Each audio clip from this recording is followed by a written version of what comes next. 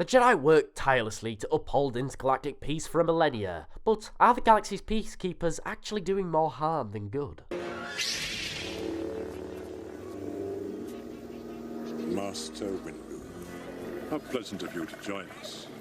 This party's over. Brave, but foolish, my old Jedi friend.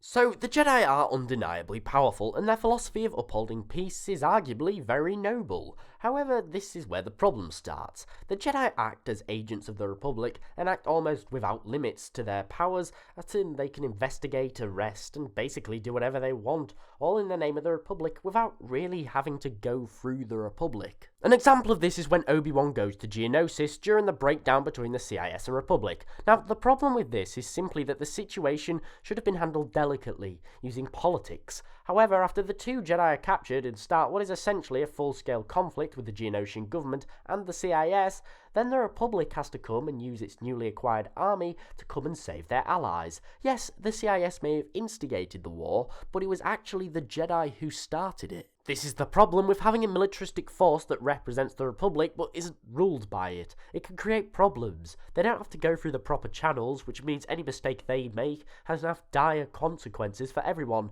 and that's really just the start of the problems. The Jedi's increasing role in politics has led to them becoming distracted from their primary goal to uphold peace, and the biggest example of this is the Clone Wars itself and the build-up to it. When systems decided they wanted to secede from the Republic, that's technically something they should be allowed to do. There's no rule that says they have to be part of it. Not to mention, many worlds that chose to leave the Republic would rather do so peacefully, and of course there are many senators in the Republic that would be against this. Now, this is just because fewer systems in the Republic effectively means that they're going to have to pay more towards sustaining it, but this is complex political argument and shouldn't really have anything to do with the Jedi. However, on numerous occasions pre the war, the Jedi keep fighting to keep systems in the Republic. And why? Because senators and the Chancellor want them to. The Jedi act like enforcers before the Clone Wars, edging themselves into the middle of political conflict and forcing the enemies of the Republic to fold. And yeah, it does solve the problem, for example the Trade Federation blockade on Naboo, but it doesn't remain fixed for long. By the Republic bullying systems and organisations through the Jedi, although far easier, it doesn't solve the problems. It just distances the Republic from many important members, such as the Trade Federation and many other systems and organisations that ended up joining the CIS.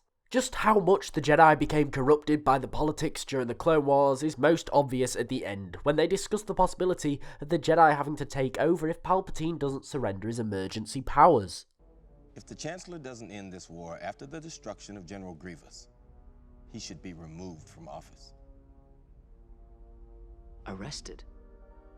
To a dark place this line of thought will carry us. Now, although the Jedi plan on having the Senate elect someone else, who's to say that they would approve? What stops them from saying no and choosing to rule the galaxy as they see fit?